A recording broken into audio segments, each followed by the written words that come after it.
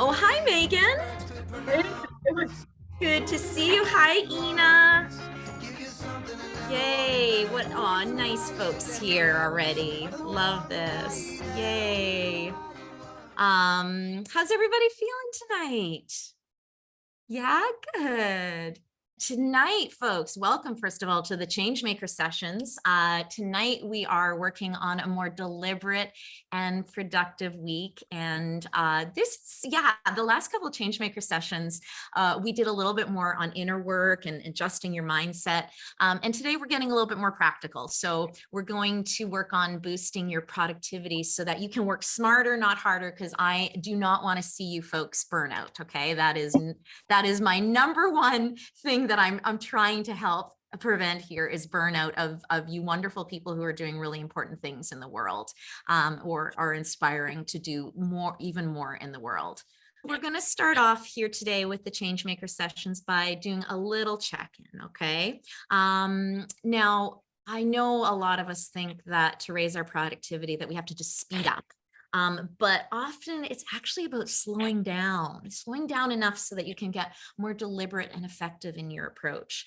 So we're going to just try a little taste of slowing it down. All right. So I'm going to ask you to get really comfortable. If you have bright lights on, you might even want to dim the lights a little bit, but not necessary. And when you are ready, I'm going to have you just sit back and get ready to either close your eyes or you can cast your gaze downward if closing your eyes doesn't work for you. And let's just start off with one nice big signaling breath. And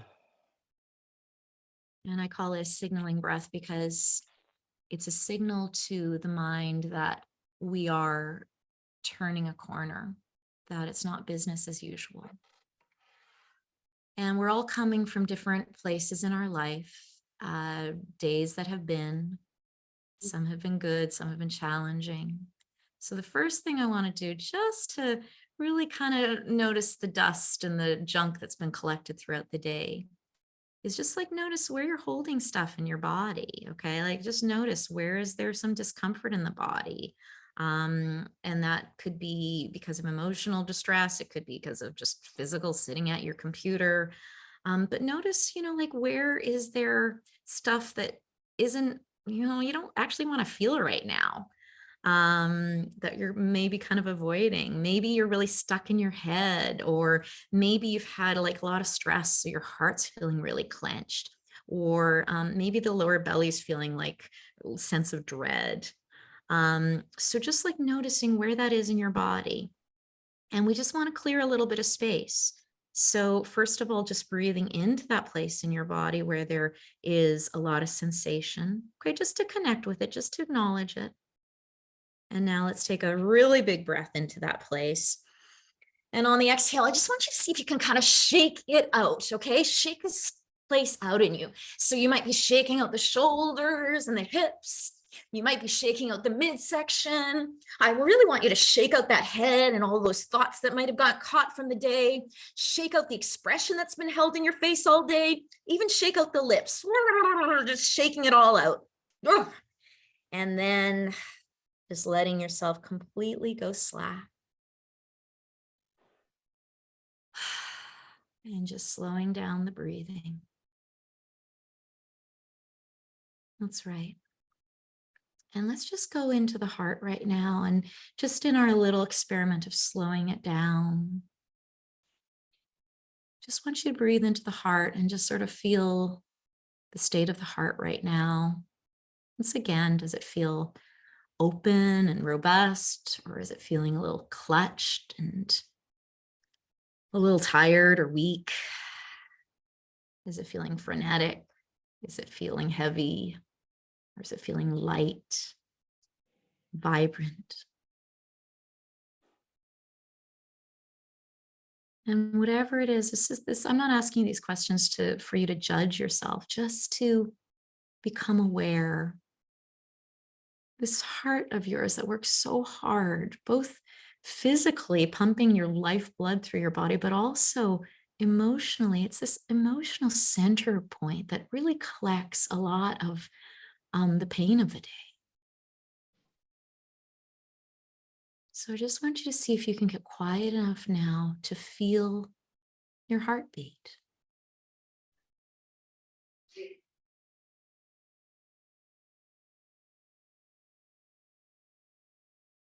And you might imagine, like, you might just think you're making it up, that you're like, oh, no, I'm just imagining it. But when you get still enough, you really can feel the heart, sort of the pulse of the heart through the body. Hmm, it's actually pretty cool. Now just letting go in the heart, just softening.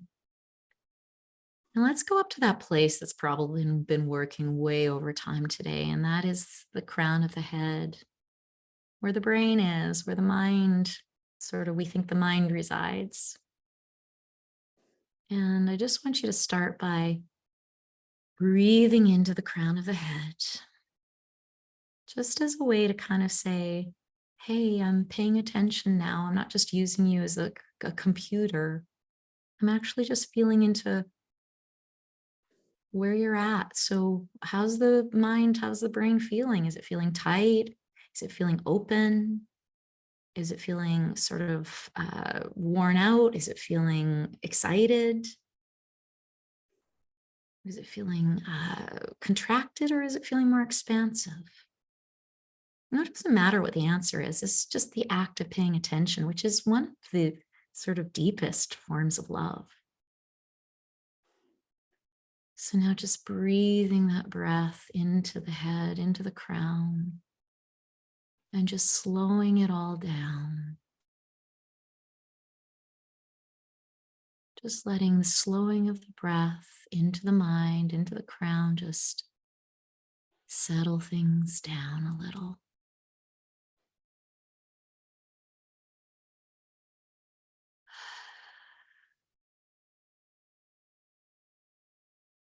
And I'm going to give you one more place to go in the body, and I'm going to let it be your choice.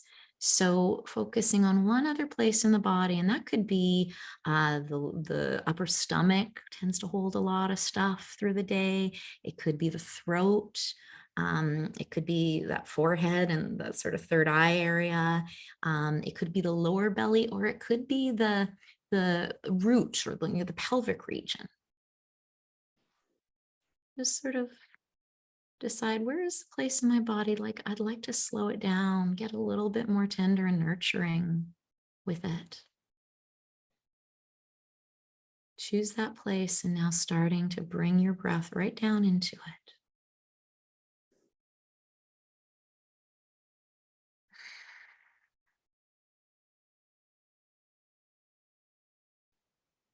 Don't go somewhere else. Keep on breathing in, feeling this place from the inside out, and slowing the boat in this place. Okay, just stretching time in this place, just letting the slower breath slow down this place in your body.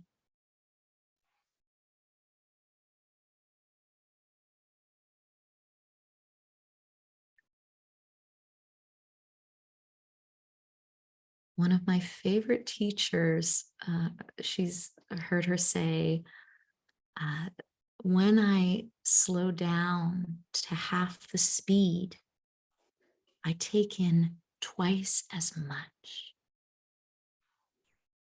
So, in this slowing down now, maybe can you take in the feeling of the air on your skin? Maybe can you really take in the sounds of this moment? And not just the most immediate sound. Let's see if you can, what the furthest sound is that you can hear.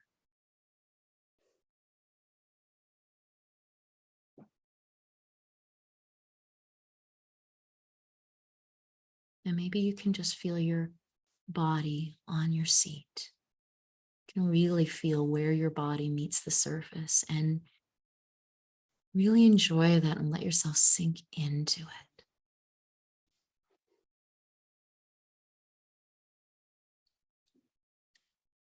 And had we done that, tuned into the air and the sounds and the seat at the beginning, before you had slowed down, you probably wouldn't have been able to absorb it.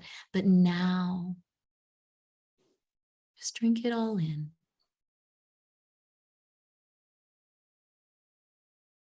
All right, let's take in one more big grounding breath. And letting go with a big exhale. And you can give yourself a nice little invigorating shake as you come back to eyes open.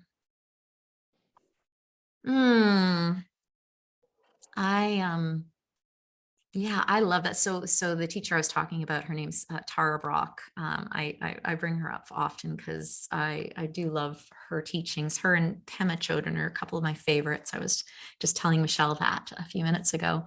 And so to be able to I remember this what she said, and I can't remember when she said it, but that phrase that she says, when I slow down to half the speed, I absorb twice as much. Now, did you get that? Like, after sort of slowing it down and then tuning in, were you able to pick up on the air and the sounds in a way that you probably hadn't all day? Yeah. Okay. Excellent. So Susan, welcome. Sorry we kept you in the waiting room. We were just doing a meditation, so I had my eyes closed. Really good to have you here, though. Welcome. Thank you. Yeah, excellent. So yeah, where everybody's sharing where they're joining us from, and if there's anything else that you feel like sharing, then that would be really great. Okay. So folks, let's get down to business. You are all here because you are devoted to making the world a better place in various areas. There's folks here from different arenas of change making, and I love that. I love bringing people together from different areas and different social justice sort of areas, different community endeavors. And so I know that all of you are dedicated. I know that most of you that I know anyway, and I'm going to assume people that are here and are actively working on their skills, that you're talented, you're skillful. But raise of hands right now, how many of you feel like you're never doing enough? Okay, hands up if you feel like you're never doing enough. Kathy's got both hands up. Very good. Thank you. I mean, it's not very good. I wish you felt like you were doing enough, but yes, it's an epidemic really with change makers. Because folks, our work is like climbing Everest all the time. Okay. It's like there's this peak that we can't see and we're constantly climbing it. And it feels like we're maybe getting somewhere, but we don't know for sure where the hell we are. And so it can be really tough. Okay. And also, a lot of us got, involved as a change maker, doing our little piece in the corner of the world because we care, we're sensitive, we care, we are aware. And so the mountain of what's wrong out in this world is really evident to us, and it feels like we're hardly ever making a dent in it. And then what happens when we are sort of in that place of feeling like we're always climbing an Everest is that sense of overwhelm. Okay, that, oh God, I don't know where I am. I don't know what I'm doing. But the thing is, if you are overwhelmed, then you very quickly become scattered. When you become scattered, the things that tend to get done are the squeaky wheels. Okay, they're the fires that you have to put out, the things that are not going to be ignored.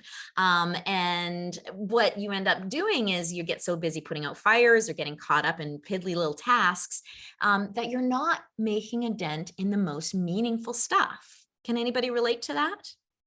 And that's not just professional, that's on the personal level too. So when you are not making a dent in the most meaningful stuff, this isn't good for you and it's not good for the world. Okay, so I am just going to, I just want to read a couple of things that are coming up here. Lucas says, I used to raise my hands to that question, but I feel that I've come a long way thanks to your guidance with that, Kimberly. Oh, I'm so glad to hear that. See, if you stick around with me long enough, you're going to be okay, and you're actually going to celebrate what you get done, and you're going to allow yourself to rest when there's time to rest. For me, really putting some simple techniques and processes into place around my work have been just revolutionary for me, folks. Even though I have a lot of balls in the air, you know, anybody who knows me knows I have a lot going on, and I have a pretty heavy workload. I feel pretty organized and deliberate in what I'm doing. You know, I'm not perfect. I'm right now, my email inbox is a little bit of a mess, but you know, I've got a plan around that. And what happens when I'm very deliberate and I use these tools is that I can get far more done with far less stress and overwhelm, and dare I say, even ease. Okay, because a lot of you are doing a lot of work all the time. And I don't want you to be working all the time, but we are having to work pretty hard in a lot of the areas that we work in. So if you are going to spend a lot of time, you better do it with a sense of ease, folks. Okay. You better enjoy the ride. It can't just be stress, stress, stress, stress, stress, sleep, stress, stress, stress, stress, stress, sleep. Okay. We need to actually find some joy. We need to find some space. We need to find some nourishment in what we do. Now, if you're anything like me, I was scared that having structure and systems in my day and in my life would make me feel trapped. Now, does anybody else have that sort of reaction to structure? The idea of structure as being trapped? And the wonderful thing that I've learned, and I'll tell you now, but you'll have to learn it for yourself, is that structure actually creates so much energetic freedom for me. Okay, because what it does is it helps us to not spend unnecessary energy and time constantly feeling lost and scattered or having to reinvent the wheel every time you go to tackle something. Okay, so I really do, you know, sort of work with the mantra structure, you know, creates freedom. For me, it does. Now, you can overstructure, that's for sure. And we always have to be careful about that. Whenever I do have a lot of structure in my life, but I also have structure for free time. I actually block off free time, playtime, breaks, things like that. So your structure can actually aid you in the direct feeling of that sort of freedom and creating actual space for spontaneity. So now it's also, you know, something that I think it's really important to kind of address right off the bat is there's a misconception that being more productive as a change maker means getting more done. And I really need you to listen to this. It's actually about getting more focused in what you do. Okay, it's not about more hours, it's about more focus. So I'm sure a lot of you have heard about the 80-20 rule, but basically it's sort of this theory in business that 20% of what you do, only 20% of what you do will yield 80% of the results. Okay. So so that actually 20% of your work is what will get the most results. And so it's really important to get clear on what work that you do yields the most valuable results. Okay. And to get deliberate on giving that 20%, that really delivers on that 80% results, giving it the time and the effort it deserves, and learning to minimize or delegate the work that doesn't create valuable results. So, for example, I'll give you an example. You could spend 30 minutes every day rewriting the same post or email, you know, over and over again because you're being so perfectionist about it. Okay. And that's probably not going to move the needle much on what you really want to accomplish. Whereas using that 30 minutes a week, say just even 30 minutes a week instead for deliberate, bigger picture planning, could really create huge results. Okay. I don't know about you, but I catch myself spending time on the stupidest things, and not, because of certain patterns I have perfectionist tendencies. I can have tendencies of having to be the savior of everyone. That takes me away from some of my more meaningful work, interestingly enough. So it's really good for you to just do a little check-in here and go, okay, well, what are some of those things that keep me stuck in doing tasks that aren't actually moving the needle in what's most meaningful for me. And Viral asked, meaningful or impactful? I'm going to stick to the word meaningful because you're meaningful for you, if you are a change maker, is going to be making impact, right? But it leaves it a little bit more wide open to be able to say, hey, meaning also for me is being present and really connected to others. And that's not necessarily impact. So I love that. I love that question, Viral, and the differentiation. There is definitely a differentiation, but I personally prefer meaningful. So one of the first tools that I rely on to keep me focused on the 20% is what I call the first tool of the day, the top 5. Okay.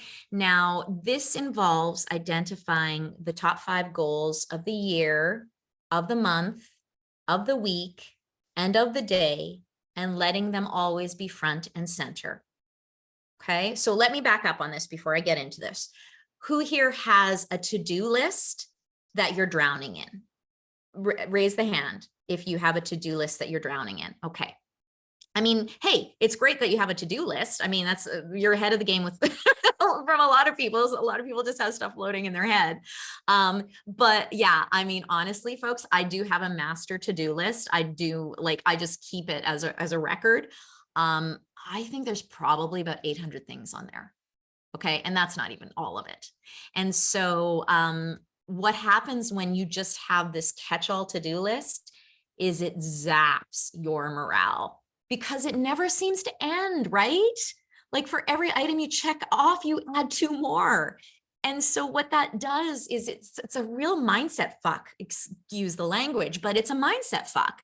It leaves you always focusing on what's left undone and never having a sense of what you have accomplished. Okay. It's a mindset that kills momentum. And as people who are trying to do big things in the world, we need to build momentum wherever we can. Okay. We got brick walls coming up in front of us all the time. We need momentum to get through those brick walls. Like I said, I do have a master to-do list, but that's not what I focus on every day or every week. So I know that I'm not going to take you through the whole year process of doing a top 5 because that's a whole different workshop, but I'm just going to give you a little rundown of how this works because if you feel like doing this to sort of help navigate your top 5 week, then it might be helpful.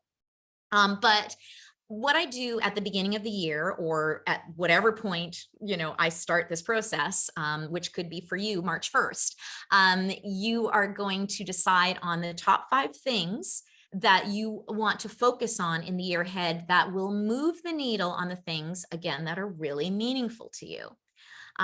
So I'm not talking about in life in general. I'm talking about this year. Okay. You might have some 10-year goals. You might have like life goals, but in this next year, which is long, what are the next big steps? Okay. What are the next significant steps to living the life that you feel is meaningful to you? Okay. So, that top 5 then informs your top 5 for the month, the week, and the day.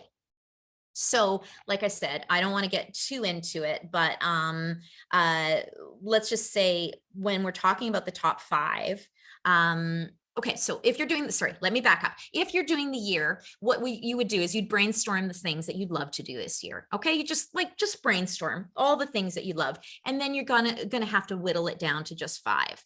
Now, even 5 is a lot, folks. If we were just talking about professionally, I would just say 3 tops, okay? But we're all working to be well-rounded change makers who also value our own well-being. So I like to integrate the personal and professional goals into sort of your overall goals for the year. It's totally up to you if you want to separate those. If you through all of this, you want to make a top 3 for your professional and you wanted to do a top 3 for personal, that's fine. But I like doing it like this. Now, I say top 5, it could be as low as 2 and as many as 7. I wouldn't go beyond that though, folks, really, because that's just too unwieldy. So what you do once you've got your top 5 or however many goals you have for the year, then you're going to break some of these goals down into smaller pieces and you're going to vaguely plot them out on your year's timeline, whether that's in a Word doc or your Google Keep or it's on a piece of paper. Okay. And again, you don't need to do this to do the weekly part. But if you know, it's a nice foundation and it's a nice thing to sort of start the process. So, and you can absolutely still do it right now if you want to. Okay, you can do it in the next few days, and we're still at the beginning of the year as far as I'm concerned. So, but if you don't have the bandwidth for that, don't worry about it. For our purposes tonight, we're just going to start off with the top 5 for this month. Okay, so let me explain a little bit about what we're going to do here to achieve this and the top 5 of the week and the top 5 of the day. So at the very least, what I want you to do is put in your calendar at the first of the month that you are going to do a monthly planning session. Okay. And I'm a big believer that you need to put this in your calendar wherever you keep your appointments, because if it doesn't go in the calendar, it doesn't go, period. Okay. That's what I've really found in my own life and most the lives of most of my coachees. And then what you would do once you have your top 5 for the month ahead, and this is perfect because we're starting on March 1st for March, then you would, at the beginning of each week of this month, you're going to look at the month just to help you determine maybe the top 5 for the week that's going to be. Okay. And I really like to do the week ahead on the Friday, or I like to do it first thing on the Monday. Okay. It depends how you work. Or some people do it on Sunday night, whatever it is. We're going to do it today just because I want you to practice this. Okay. But then, so you have this top 5 for your week. And then you use the top 5 to create your top 5 for each day. And what I do for each day is I do the top 5 either at the beginning of the day or I do it at the end of the day before. Okay, so you can try it out and see what works for you. And I decide on the top 3 to 5 tasks usually that I'm going to make a priority for the day ahead. If you are somebody who gets easily overwhelmed, go for the lower number, go for 3. Okay, so let's back it up and we're going to just try this. Okay, so the top 5, then when you have your top 5 for the day, it's going to go at the top of your to-do list. Okay, so if you have a general to-do list, that top 5 goes at the very top. And this is the important part. Regardless of what else you get done, folks, you're going to get these 5 items done today, come hell or high water. Okay. Now, if you get more than the 5 done, you can go into the overflow of your to-do list. But at the end of the day, the idea is, instead of looking at this never-ending to-do list and feeling like a failure, you are going to look at the 3 to 5 significant things that you did get done. Okay. And what does that create? That creates momentum. And that is what creates productivity. Not working harder, not working faster, but creating this momentum and this clarity about where you're going. Okay. So now, when we are talking about choosing your top 5 for each day, I am going to recommend that you don't include the things that are already established in your schedule. Okay. Like for me, I don't have to put checking emails or exercising or my morning practice on my top 5, even though they're really important. They don't need to be there because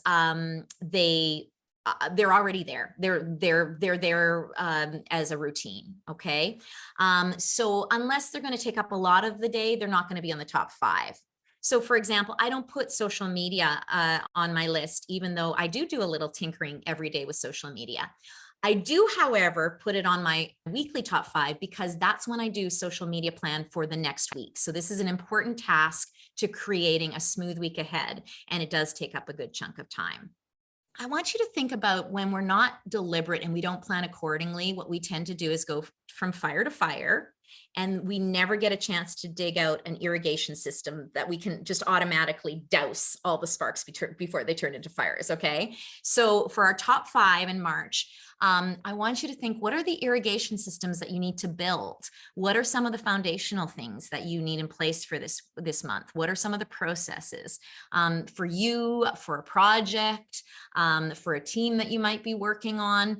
And again, remember, a month goes by like that. Okay. So don't overextend yourself. Don't try to bite off too much. Top 5 for your month might be get that that one web page done.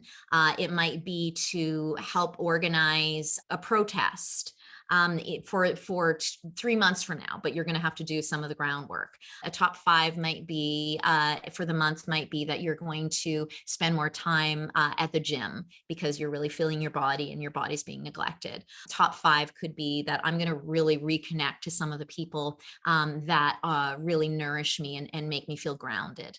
Okay, so I gave you some personal things, some professional things, but again, I think they all go sort of hand in hand. Okay, so I'm going to give you just a minute. If you have questions, please just unmute and ask them. But I'm going to ask you to try to come up for the month of March with 5 top goals.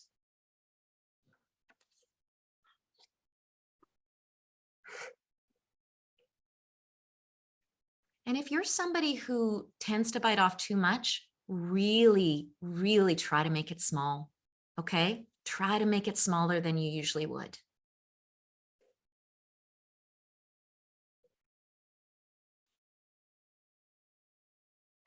Should we type in the chat? Did you say what we're? No, well, Michelle, just to do it for yourself right now. Okay, gotcha. And then, and if you're done and you feel like sharing, I would love to see what the top 5 goals are. And that way I can also give you a little bit of feedback or guidance around. Okay. Well, I have my top 5. So okay. Excellent. I want to create my YouTube welcome video for my blog. Yeah, great. I want to create business cards for my blog because I want to hand them out when I'm in LA for that person. I have 2 blog posts I want to make sure I get out before going to LA. I have a couple of leads that I wanted to follow up with regarding the plant-based cities movement. And I want to get all my ducks in a row to organize the Earth Day celebration I want to create in the workplace.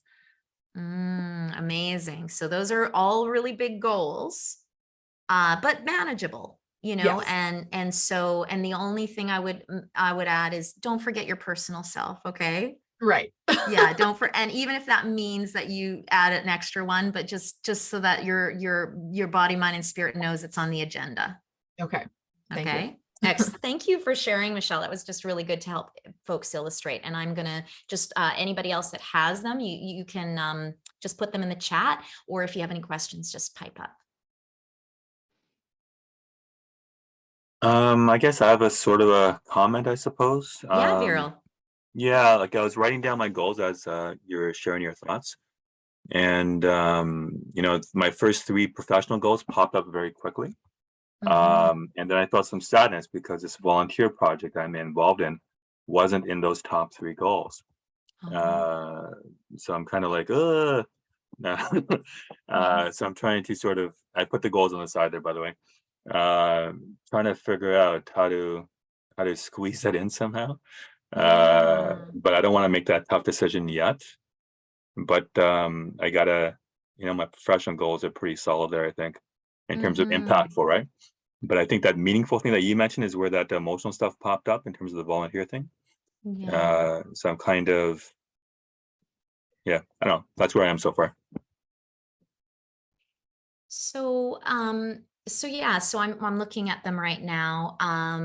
And remember, this is just 1 month, Viral, right? Like Oh yeah, yeah. often but often I'll set my big goals for the year, and I won't even touch one of them until the last quarter of the year. Like we can't do everything all the time. And one of the things that I love to remember is somebody said, I'm not sure whoever said it, but we always overestimate what we can do in a year, and we always underestimate what we can do in 10 years. Okay. So it is just the sense of building, realizing that you don't need to do everything all the time. And just being okay with being selective. It doesn't mean that you can't come back to something.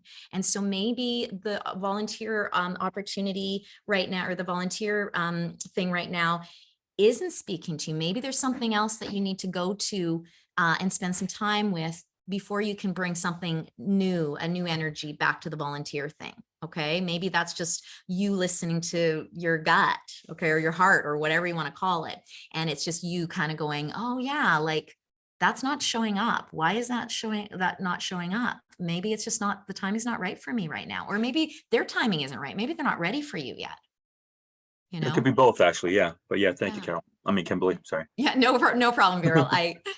Since I've been in grade 1, I've been called Carol. That's the sad thing about having 2 first names. Excellent. Anybody else have any questions? Okay, I'm reading some of your things here. Let me just take a quick little look.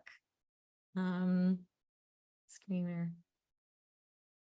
Oh yeah, Lucas, that's great. I'm glad you got a personal one in there. Do you feel, Lucas, like this is all doable in 1 month? Yeah.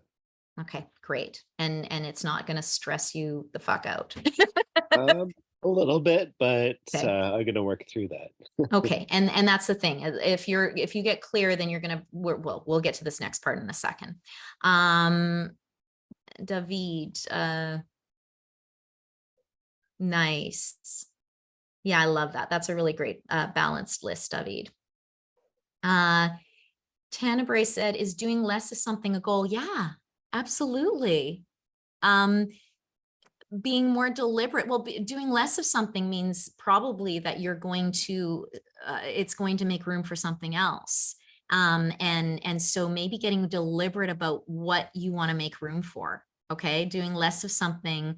Does it just mean that you're going to be able to have more naps? Does it mean that you're going to be able to play your guitar more often? Or does it just mean that you're going to be able to go slower? Like a goal for the month can be go slow. Okay. It can be go slow. It's a really good goal. I mean, that's my list this month. Ina, fill out 1 grant. Oh yes. Love it. These are really big goals. So I'm so glad you stopped at 3. Yeah. I bet that was hard for you. Yeah. She's chewing on her fingers, but you might also want to, maybe you can sneak in a 4th one as long as it's a personal one. Okay. Okay. Excellent. All right. Love it. Thank you for sharing, the folks that did. Now, okay. So when we have this top 5 for March, this is going to become a little bit more apparent here.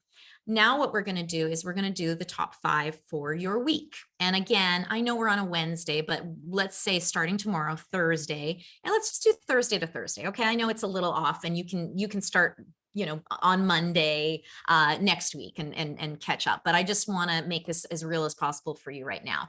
So, so what I do with the top 5 of the week is, again, at the end of my week, either on Friday or at the beginning of my week, I spend about a half an hour or so figuring out what pieces are important for executing a week that feels good to me, with this sort of overarching plan of the month. So first of all, when I'm figuring out my top 5 of the week, I do review what my monthly goals are, just to keep those fresh. Okay. Then I think about what is on the schedule that will take up a lot of time and energy. And even if that's something that isn't like the most meaningful, you need to block that out. Okay. Because it's something that if it needs to get done, if you've decided in your set of values that this is something that really has to be done, you need to account for it in your schedule. But then you are also going to make sure you make room for the things that are important to move the needle forward for you in a bigger picture way. Okay, so also consider things that are already in your schedule. I mean, you maybe have like a conference going on, or you have a big protest. You maybe have run your own business and you have payroll that you have to, is a big job once a month in a week. So really like honestly look at what's on in your schedule already, and then use that to decide your top 3 to 5. All right. So again, I don't often put like, let's say my exercise into my weekly schedule because it's such a given for me. But for example, if I had a day where I was doing a walkathon or a run or something, it would be one of my top 3 to 5. Absolutely. All right. So let's work on the top 5 for this coming week, starting tomorrow. And you can just be from tomorrow to next Friday. What are the top 3 to 5 things that you are going to focus on?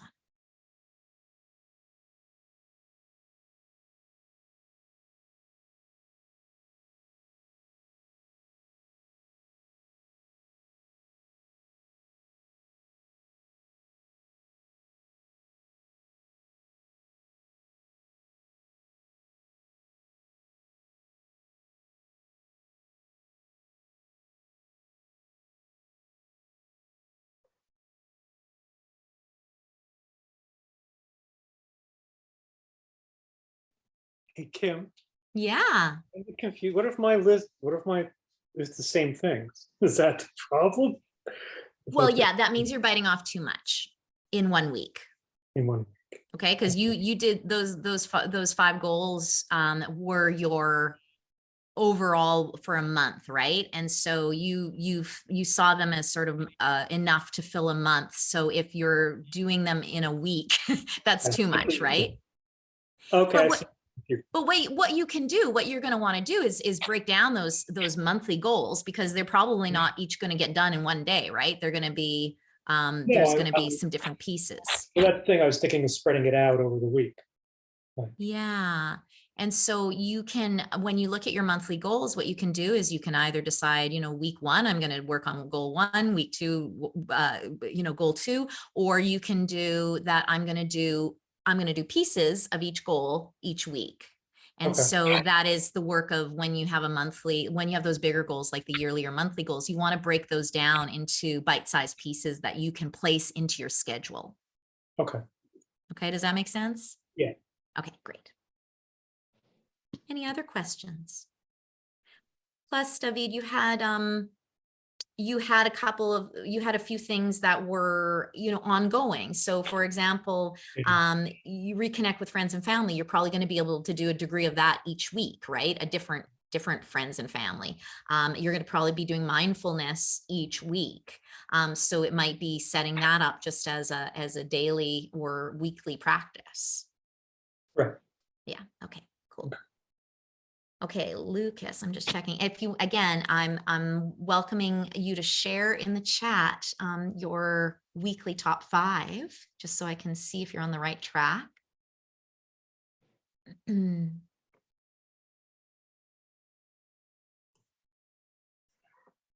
Okay, so Lucas, you look like you've really front loaded everything. Is that because it's all due early? Okay, got it. Yeah, two things are due Friday. Got it. And so, But I've already made progress on some of Okay. those. They just need to be finalized. okay, so, and then seems like number 5 is probably a really big job that you're going to be spreading over the rest of the Yeah. week. Okay, cool. Okay. So, folks, let me just see if somebody else has. Okay, excellent. If anybody else wants to share, please do. Now, okay, so now as we go into, does anybody need any more time for this part? Okay, now as we go into your daily top 3 to 5, we get much more specific. All right, so you have your weekly. It's right there at the beginning of your week. And what you could do actually with the weekly, if you feel like doing this, is you could do like a little rough draft, like Lucas did, about sort of which days you're going to place the weekly goals. Okay. So yeah, so that, I mean, I usually do that. I do just a little rough sort of draft of which goals I'm going to hit on which days, just to make sure that it gets done. You can wait to get that exact in scheduling for the daily top 5, but I think it's really good to have a better sense of what's your week going to be by, it's so simple for me. I just have Monday, Tuesday, Wednesday, Thursday, Friday, and the weekend. And then I take the things from my list and I just place them on the various days. And I mean, some will be going through all the days, but generally this is when I'm starting. This is when the bulk of this work on this goal is going to happen. So that really helps me to have a better sense of ease around the week. I know what I'm sort of up for. And so at that point, what we want to start looking at then is you are going to do a daily 5. So I like to do this the night before. I like to do it as I shut down my workday.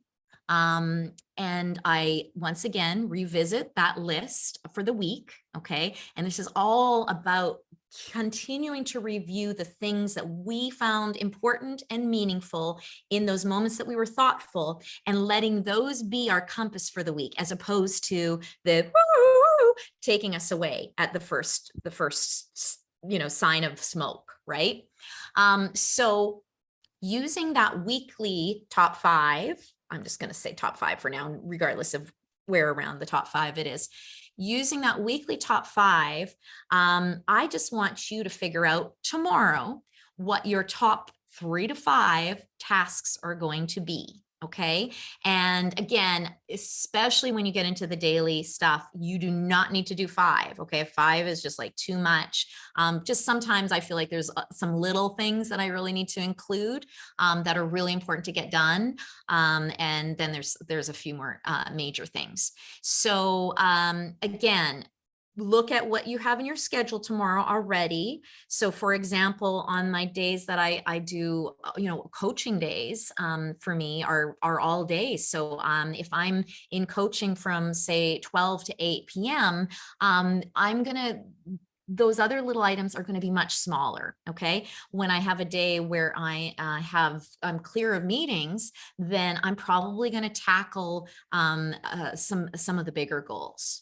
All right. So let's just look at tomorrow and come up with what are going to be the top 3 to 5 goals that you're going to tasks that you're going to prioritize tomorrow.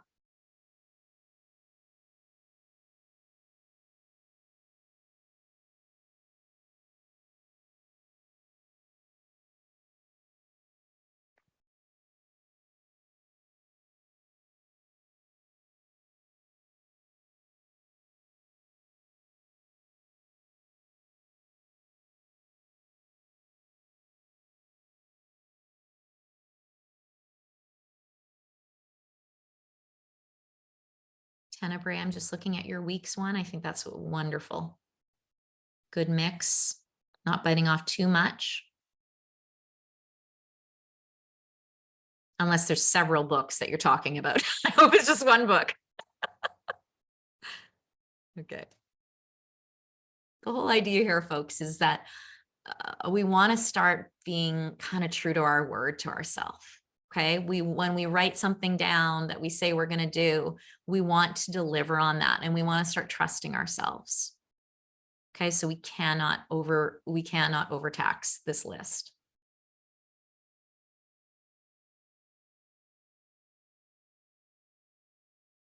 Kathy, that looks great for the week.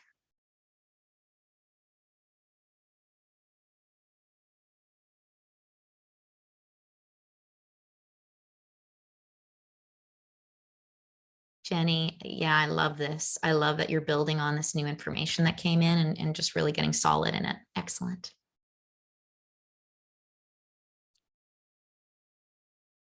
Okay, yeah, I really want to see these daily schedules just so that I can help you out with this.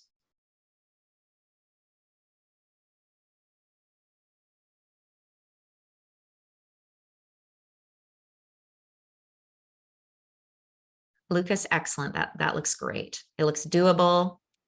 It's still moving the needle.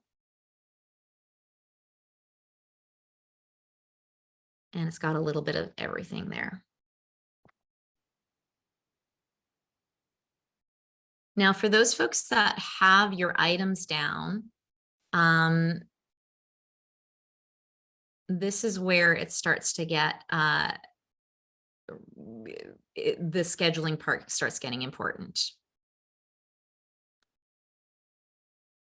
So the best way to give priority to the top 5 is to make sure they are scheduled. Okay, this is key. If, like I said, this is one of my favorite sayings, if it doesn't go in the calendar, it doesn't go, period. And one of the most powerful ways to make something a priority is to give it a time block in your schedule. Okay. It can just be some rough times at the top of your to-do list, or it can actually be blocked, blocked segment in your Google Calendar. Okay. And just because you put those times down doesn't mean that it's going to work out that way. The timing can get off. You're going to readjust. You're not going to just throw it all away because you didn't hit your mark. Okay. It's kind of like driving without the schedule is, it's, you're going to get somewhere, but you're not necessarily going to get where you want to go. And so putting these things in your schedule is like having a map.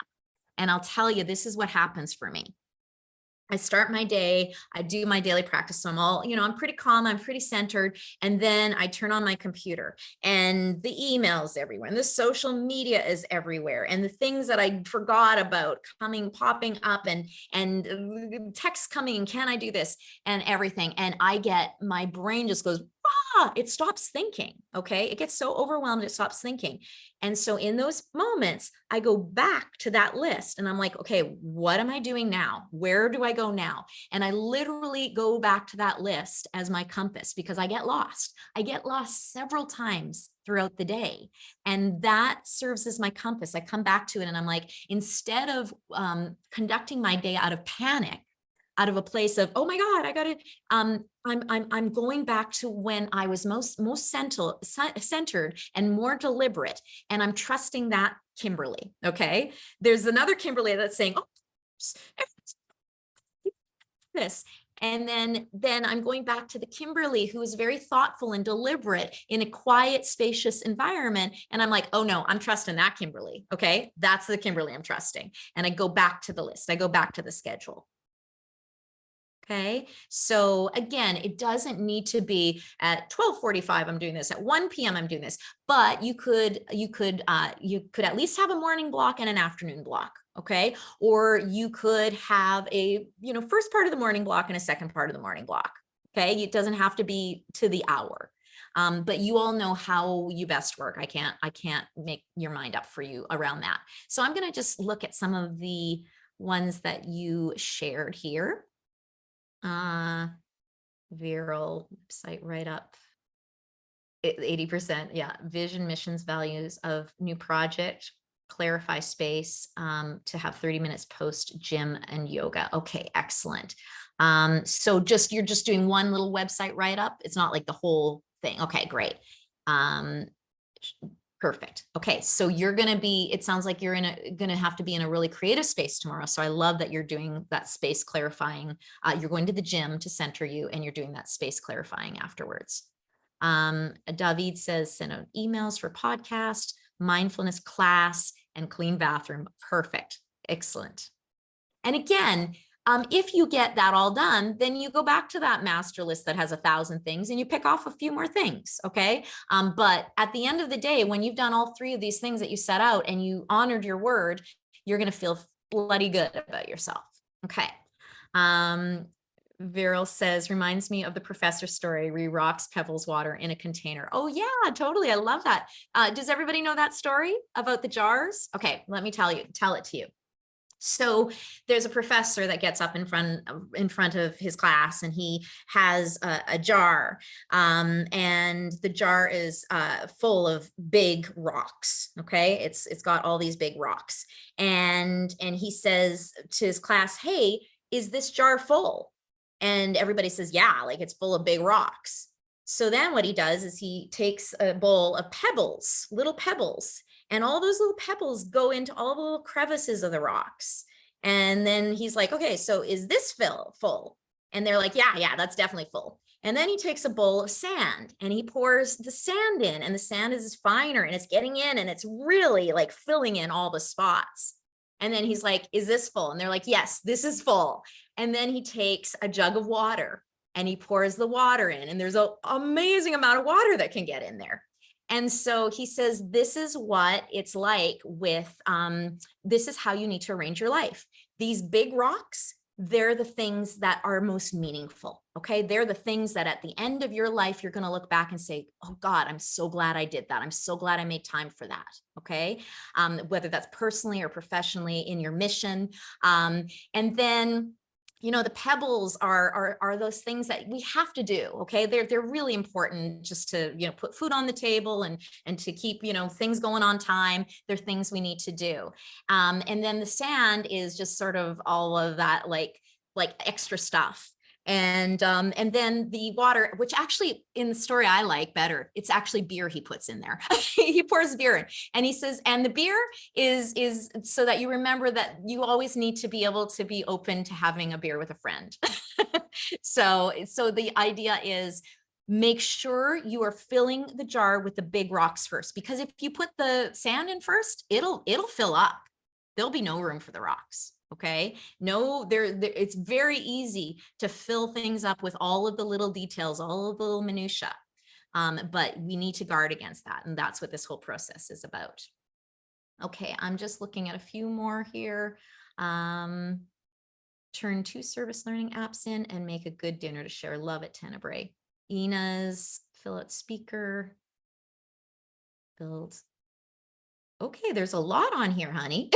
That's more than, okay. So I know that you've probably got a lot on your schedule. And what I want you to do as a little exercise, Ina, is to grab this list and to just be able to say, just highlight what are the 5 that do or die they need to get done. The other ones can be on your list, but do or die, these are the ones that I need to commit to. All right. Okay, excellent. Okay, any questions about that? Okay, cool. Now I know that this seems very simple in a lot of ways, but I tell you folks, since I started doing this a few years ago, it has revolutionized things. I couldn't believe how I had a vague list, and I really wasn't being deliberate about how I was living each day. And it's very simple. It's a very simple thing, but you need to do it, or else you are going to be wandering, and you're going to be wandering for a long time. And as a change maker in this world, I need you not to be wandering. I need you to be impactful. Okay. I need you to be out there making big differences every day. Or at least every week. It doesn't have to be every day. And so that's why it's important that we not just be like a lot of the population who just sort of goes wherever the squeakiest wheel is, that we get very intentional about how we're doing things. All right. One other piece I want to share with you before I just open it up to a few questions is the idea of time blocking. So I mentioned time blocking a little bit in terms of some of these tasks, but we need to have this conversation when we're talking about intentionality, about multitasking and the myth of multitasking.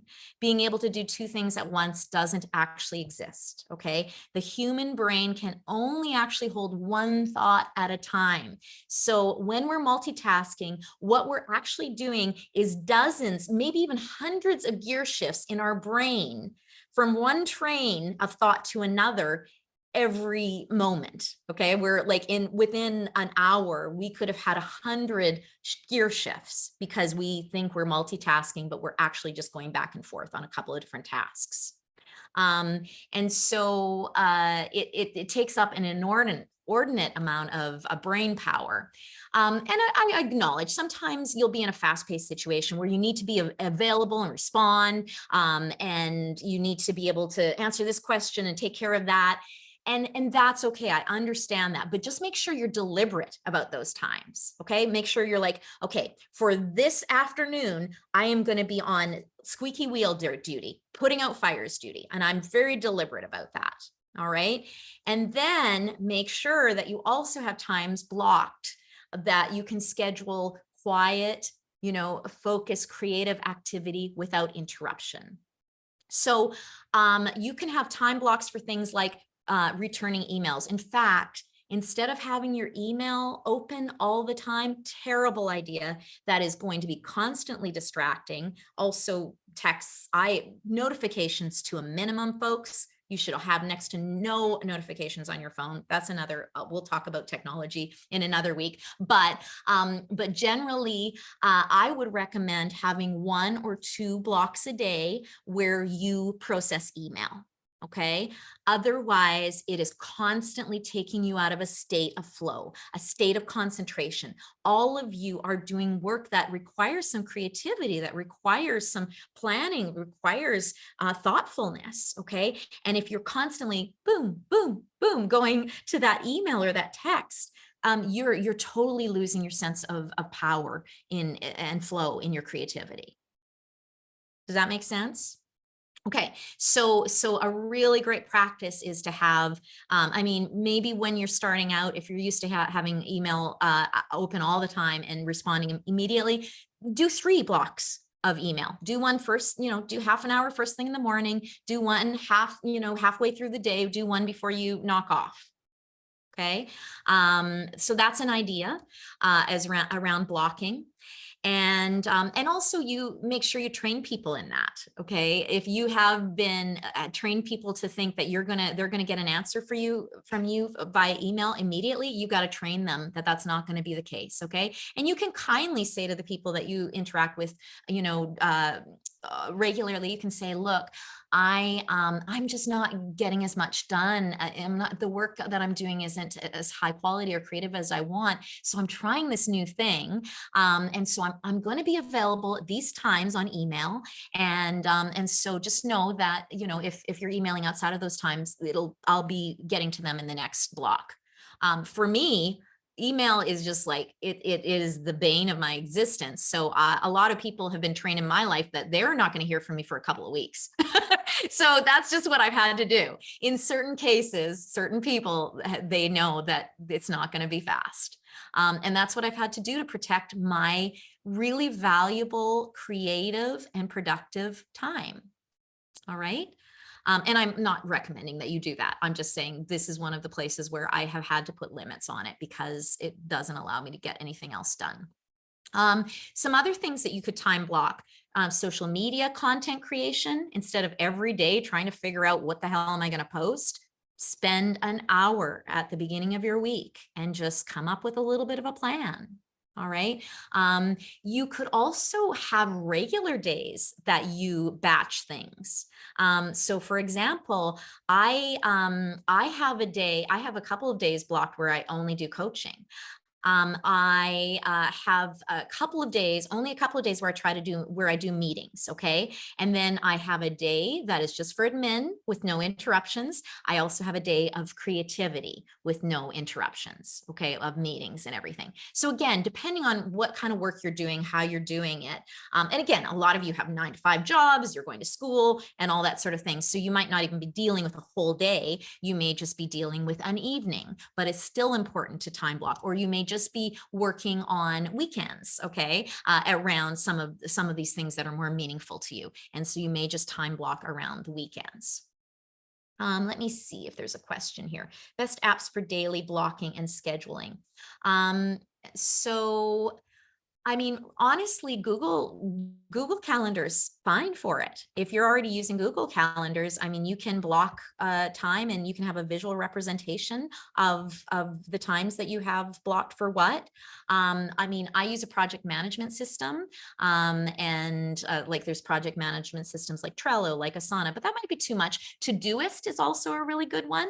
If you're just sort of working on your own and not with a team, Todoist is a really great one to be able to sort of block things out with.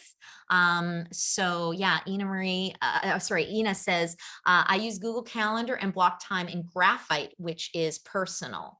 I color code everything. Yeah, color codes are excellent. I'm just going to go back and see what this, what else was said here.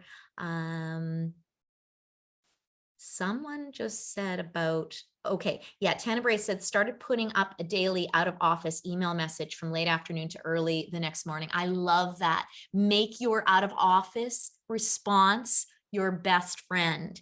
I have colleagues who just generally have their out of office, except for when they are actually on email checking it.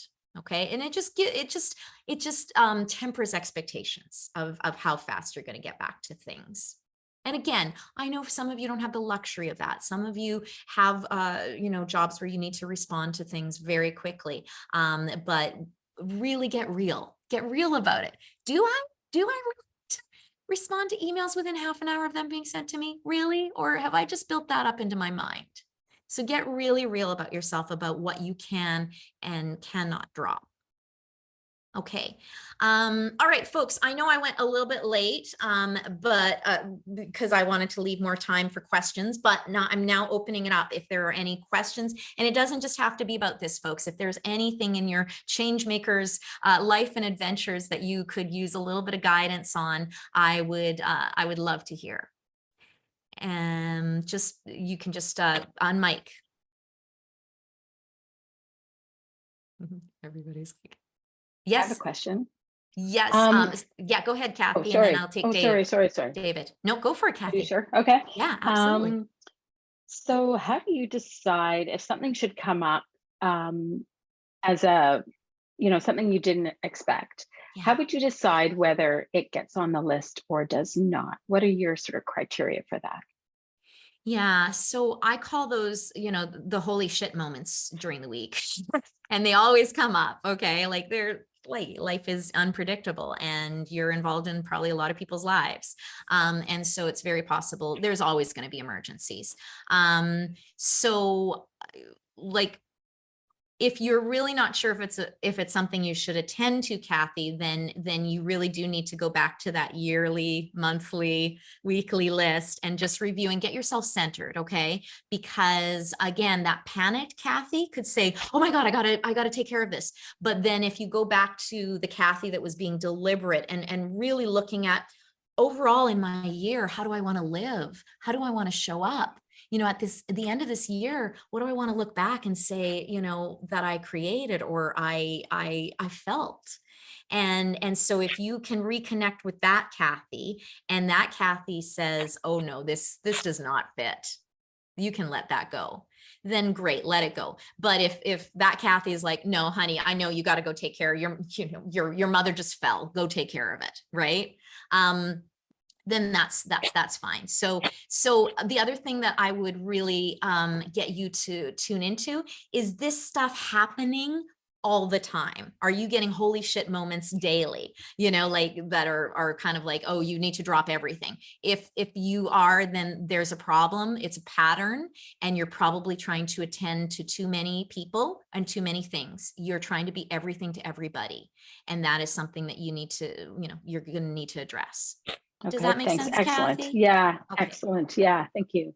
Thank you. I'm going to get to Viral and Ina in just a second, but David had a question. Kim, I'm wondering what your thoughts are on the Pomodoro technique. Yeah, the setting a timer. Yeah, and making, you make whenever I do it, I think I get overwhelmed. I make too many things on the list. Like you make a list and you set up blocks of how, okay, in 25-minute periods, how many will it take? And you take a break every 25 minutes, and then every 4 blocks, you take a longer break. I'm just curious as to what your thoughts are. Well, I do. I mean, the thing with time management techniques is everybody is so different, and like some people don't like that pressure, and it actually paralyzes them. And for some people, it's great because what it does is it breaks it down into small enough, bite-sized, manageable pieces. So if you're somebody who maybe gets a little overwhelmed and procrastinates because of it, then that can be a really good method, because what it does is it's just like, oh, well, it's just 25 minutes. I can handle 25 minutes, right? And then I get a break. And that's something I should have said. So thank you for bringing this up, David, but you need to make sure that you are scheduling some breaks in your day. It's imperative. You cannot go at full tilt day and night, not even day. Like there's so many studies that have been done that actually say the amount that we should be working is very small, and especially in between that require breaks. And after that, there's just like diminishing returns. Okay, we feel like we're working really hard, but we're not really producing. So you got to be really careful about having those breaks and just really honoring the rest time for your mind and how much that actually contributes to your overall productivity. So David, when you've used this method, how has it worked for you? What's it been like for you? Well, it works a bit, and then it's like probably I was too ambitious and put too many things on my list. Yeah. I wanted it steam. Yeah. And so that's it. Just, try something, and then just really be honoring about adjusting accordingly. And that's another piece that I just want to actually share about the top 5 is one of the really important pieces that I do. And I would recommend that you also do, is that you do at least a weekly review of your top 5 at the end of your week. Before you start planning the next week, is you go through and you look at how did I do with my top 5. What I do is I actually give myself a percentage.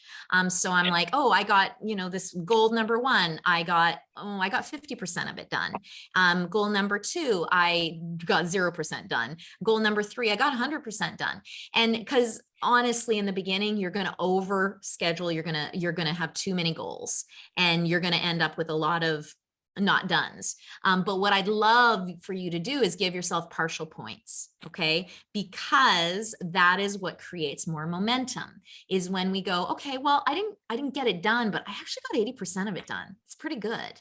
During my weekly planning session, I do a review and I score, like the percentage. And then if there's zeros through the whole list, then I know I got to sit down and I've got to go, okay, you're biting off too much. This is unreasonable. And you're just continually setting yourself up for failure. Okay. So sometimes techniques like that are really good for showing you where you need to adjust.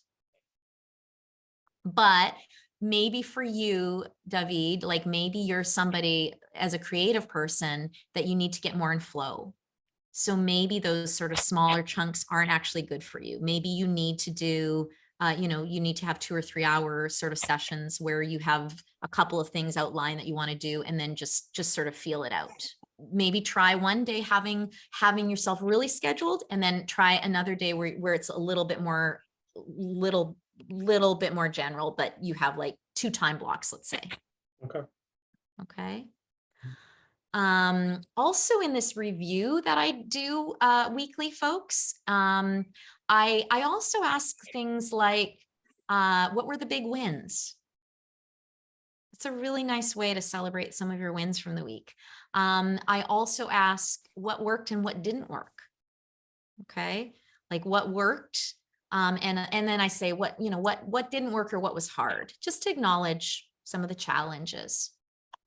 And I also ask myself, what are some of the learnings from the week? It's just a really nice little ritual to do that can keep you, that can help keep you adjusting and make your weeks more conscious.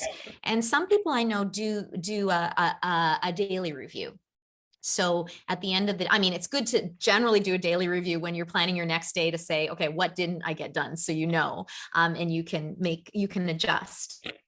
But also sometimes they ask those questions, you know, what worked today? What didn't? What was a win today? What was hard? What's my biggest lesson from today? Can be a really wonderful way to frame your life. Okay, Viral, what do you have? Oh yeah, I just wanted to add a fifth goal to tomorrow, like a fun goal, which is eating at a vegan restaurant, Virtuous Pie in Vancouver, as a reward for, even if I do like 10% or 90%, I'm going to reward myself anyways. Yes. So yes, reward Virtuous Pie and have some beer there too in honor of Kimberly, of course. Yes, have some beer in honor of me. Thank you, Viral. I love it. Ina, how about you? What's up for you?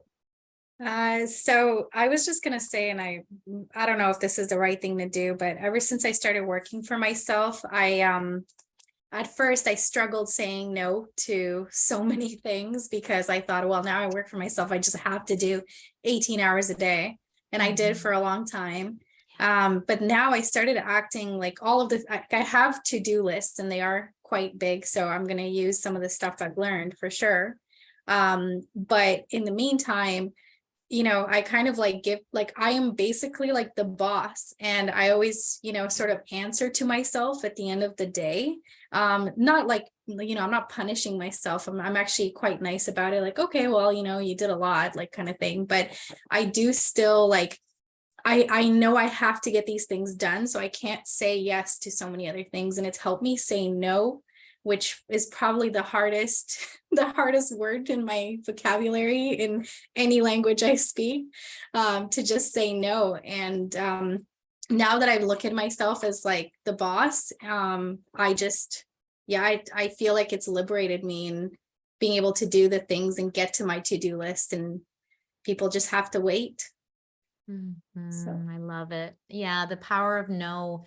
What the power of no does is it allows you the space to give a big unequivocal yes to the things that are most meaningful. Okay, so don't think of no's as no's. Think of them as creating the space for the yes, the big yes. Okay. And another thing I have to like, I love this Warren Buffett quote, but Warren Buffett said, the difference between successful people and really successful people is that really successful people say no all the time. Okay. All right. Almost all the time. I don't think it's all the time. Almost all the time they say no. Okay. And that is really because it's about being so sort of deliberate and confident in where you are going and what you're doing, that you're able to say, yeah, no, that just doesn't fit, you know, this direction that I want to go. And it's okay. And your thing is great. Your thing is great. You're important. But this, I'm really clear on where I'm going, and this doesn't fit it. Okay. All right, folks, I kept you a few minutes late. Sorry about that. I always bite off too much in the workshops. Next week, we are going to be working on a topic that I love. It's about processing pain. So for those of you who have compassion fatigue in whatever area you're working in, maybe it's just in the world, just feeling like there's a lot of pain in the world that you're sort of facing every day, even through the news, or you're in an area of change making where you are constantly facing the pain and suffering of others. This is a really important one. What I want to do in the next workshop is I want to give you really tangible tools that you can use on the spot or as a sort of regular routine for your emotional hygiene, I'll call it, but really to be able to process pain so that it is not weighing you down and it is not stopping you from the important work that you need to do out there. All right, so that's in 2 weeks. It's going to be both fun and I think probably a really powerful one for us to go through. All right, everybody. So good to see your faces. Here, Have a good one. Yeah, so good to see you all. Take care. Thank you, Thank Kimberly. you. Thanks, Thanks, Kim. guys.